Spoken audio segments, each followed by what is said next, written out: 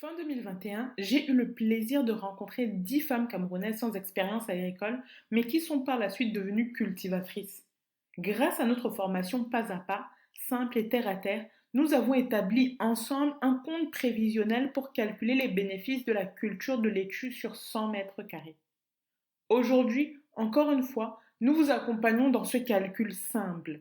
Après quoi, nous vous proposons de vous exercer seul sur la culture du piment ou du maïs, ou les deux, pourquoi pas. Formez-vous à votre rythme.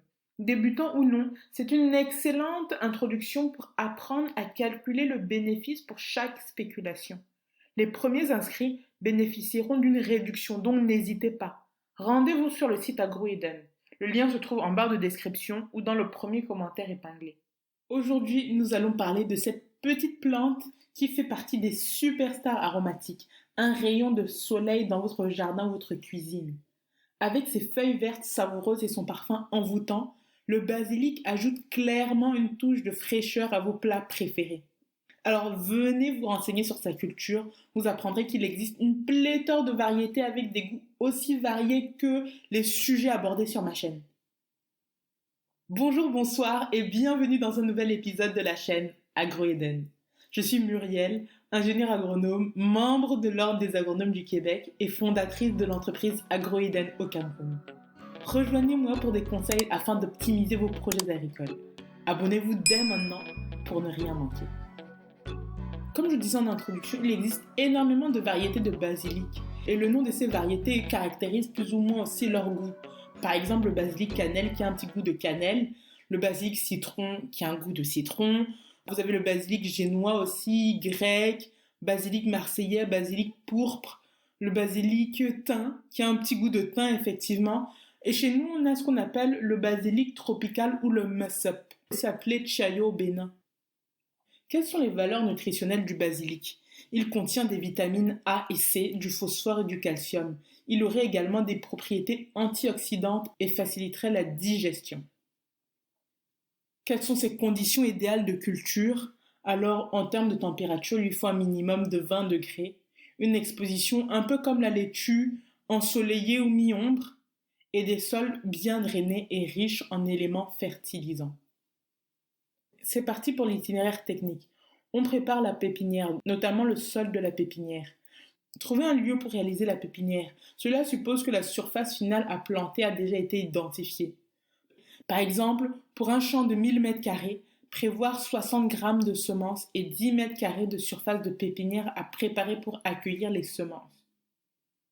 Cette pépinière doit être installée dans un endroit qui ne soit pas trop exposé aux intempéries, donc un endroit couvert mais aéré et le plus proche possible d'une source d'eau pour faciliter l'arrosage.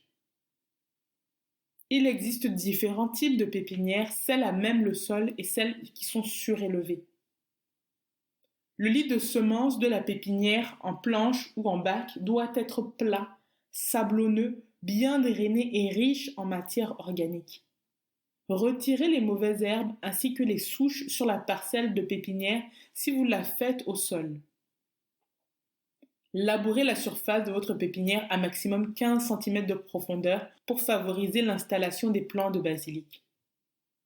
Pour 10 m² de surface de pépinière, mettez en place 2 planches de 5 mètres sur 1 mètre de 15 cm de hauteur que vous délimiterez avec des piquets. Rajoutez 1 à 2 kg par mètre carré de compost ou fientes animales bien décomposées. Pour les semences, trouvez-les dans des magasins certifiés, sinon auprès de ceux qui en cultivent autour de vous. Si c'est pour vous, choisissez la semence que vous aimez consommer. Si c'est pour vendre, renseignez-vous sur la semence que les clients aiment consommer, mais n'hésitez pas à proposer de nouvelles saveurs sur le marché, surtout si vous avez accès à plusieurs variétés. Abordons donc le semis dans la pépinière.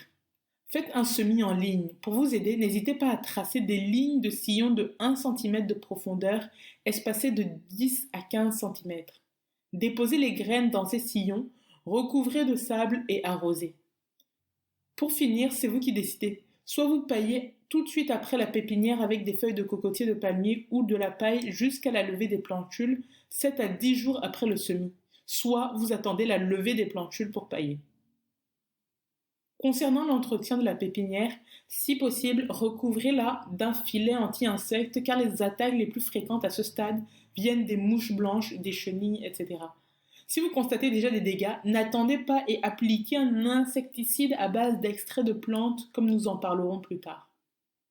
Arrosez régulièrement la pépinière, de préférence le matin avant 10 heures ou le soir au coucher du soleil. Désherbez la parcelle dès l'apparition des mauvaises herbes. Maintenant le repiquage. Un mois après le semis, ou bien lorsque les plantules atteignent le stade 4 à 6 feuilles, il est temps de planter en plein champ. Pour la préparation de votre parcelle, comme nous l'avons dit précédemment, le basilic se développe sur tout type de sol. Toutefois, veillez à ce que le champ ait reçu une bonne quantité de matière organique, soit du fumier, de la fiente, du compost bien décomposé, afin de garantir de belles et larges feuilles pour votre basilic. Envisagez un minimum d'1 tonne par hectare et un optimum de 10 tonnes par hectare. Labourez le sol à 20 cm de profondeur, maximum 2 semaines avant la plantation, puis effectuez des planches comme en pépinière de 15 à 20 cm de hauteur, bien délimitées et aplanies. Concernant le repiquage, faites-le tôt le matin ou en fin de journée. Sélectionnez les plants les plus vigoureux, ceux qui ont entre 15 et 20 cm de hauteur, en les espaçant de 30 cm entre deux plants et 30 cm entre les lignes. Une fois mis en terre, les plants doivent être légèrement tassés puis arrosés. Pour entretenir votre parcelle de basilic, paillez la parcelle après le repiquage et après le désherbage si vous le pouvez, si vous disposez de suffisamment de paille ou de feuilles de cocotier, palmier, etc. Effectuez un sarclobutage, c'est-à-dire désherber les mauvaises herbes, puis reconstituer les buttes ou les planches de culture pour optimiser la croissance de votre basilic. Accumulez la terre autour de la plante car le désherbage peut fragiliser l'ancrage au sol du plant. Concernant l'arrosage, si la surface est trop grande pour un apport de l'eau à l'arrosoir et si vous en avez la capacité, optez pour un système d'irrigation par aspersion ou goutte à goutte. Pour la fertilisation, nous avons parlé tout à l'heure de l'ajout de matière organique avec des excréments de poulet, de porc, de zébu, éventuellement du compost. Maintenant, concernant la fertilisation minérale, on peut apporter de l'urée à 46% d'azote, soit 7 à 14 jours après le repiquage et 10 jours après chaque récolte. Les doses d'application sont de 75 kg par hectare pour l'urée. Concernant la protection phytosanitaire, il faut comprendre que le basilic a une moyenne tolérance aux maladies et aux ravageurs. Il va souffrir essentiellement du mildiou qui va provoquer des taches blanchâtres sur les feuilles, ou bien de la rouille, on l'a vu pour le persil, qui va provoquer des taches jaunâtres avec des points brunâtres sur les feuilles. On va retrouver des pustules rouges sur le dos des feuilles. Comment faire pour s'en prémunir? Supprimez les feuilles dès que vous voyez les premières apparitions.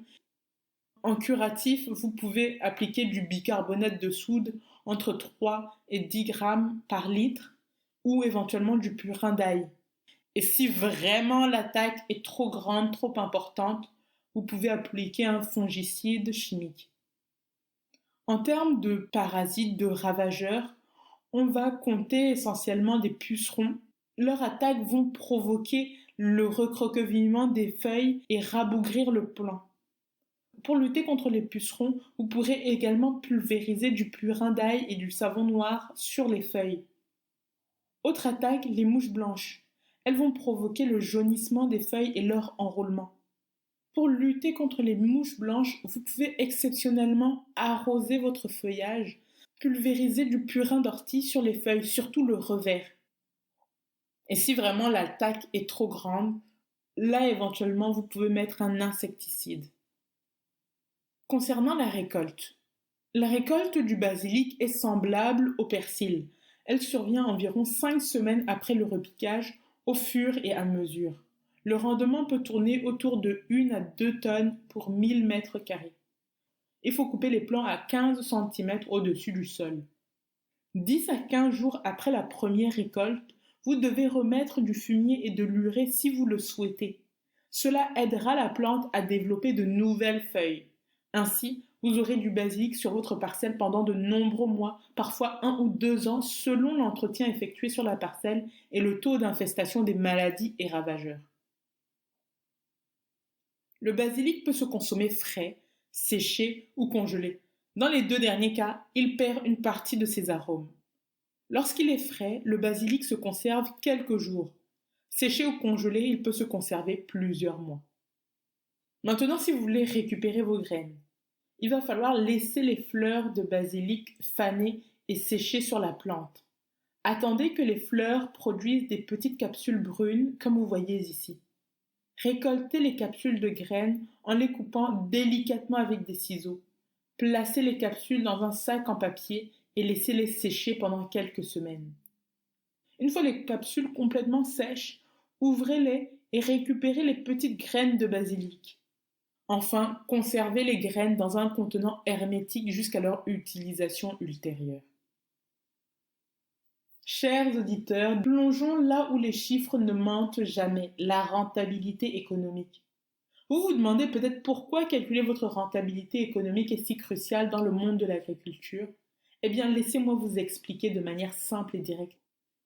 Imaginez avoir entre vos mains la clé pour réussir dans l'agriculture, que ce soit pour votre jardin en ville, votre projet de permaculture ou même pour transformer votre passion en une entreprise prospère. Le calcul de la rentabilité économique vous offre cette clé. Voici ce que cela peut vous apporter. Première chose, la certitude financière. Vous saurez exactement de combien d'argent vous avez besoin pour donner vie à vos rêves agricoles et combien vous pouvez espérer gagner. Deuxième chose, une feuille de route pertinente. Vous aurez une feuille de route concrète qui vous guidera pas à pas vers vos objectifs agricoles en tenant compte des réalités du terrain. Troisième chose, une amélioration continue. Vous identifierez les aspects de votre activité nécessitant une attention particulière pour augmenter votre rentabilité, vous permettant ainsi d'optimiser vos bénéfices. Quatrième point, la sécurité contre les incertitudes. Vous serez mieux préparé à anticiper les défis et à les surmonter, garantissant ainsi la pérennité de votre aventure agricole. Dans un monde où de plus en plus de personnes se tournent vers l'agriculture urbaine, la permaculture et la culture de petits jardins, savoir gérer financièrement votre projet agricole peut faire toute la différence entre le succès et la frustration. Préparez-vous à faire fleurir vos rêves agricoles. Rejoignez notre formation de niveau basique sur l'établissement d'un compte prévisionnel agricole et découvrez comment transformer votre passion en une entreprise prospère.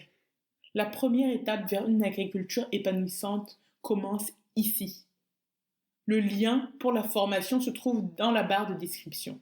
Elle vous renverra sur le site internet de l'entreprise. Attendez, ne partez pas. J'ai une recette ultra simple à base de basilic à vous présenter. C'est le pesto. Pour ceux qui ne connaissent pas, disons que c'est un condiment qui va vous permettre d'assaisonner vos légumes, vos préparations. Un peu comme une sauce, quoi. Donc pour cela, vous aurez besoin de 10 feuilles fraîches de basilic, 30 g de pignon de pin, 30 g de parmesan et 4 cuillères à café d'huile d'olive. Je tiens à préciser aussi que vous pouvez rajouter de l'ail. Moi, je n'en avais pas, donc je n'en ai pas mis. Et du sel également, voire du poivre. C'est selon vos préférences. Donc, on met les feuilles de basilic, ensuite les pignons de pin, après le parmesan, et on termine ici par l'huile d'olive. On actionne le mixeur jusqu'à ce qu'on obtienne la consistance désirée. Puis on met le tout dans un pot et voilà, c'est prêt. Aussi simple que ça. N'hésitez pas à me contacter en commentaire, par mail ou sur Twitter, Instagram, Facebook, Spotify. Merci pour votre écoute. Prenez soin de vous.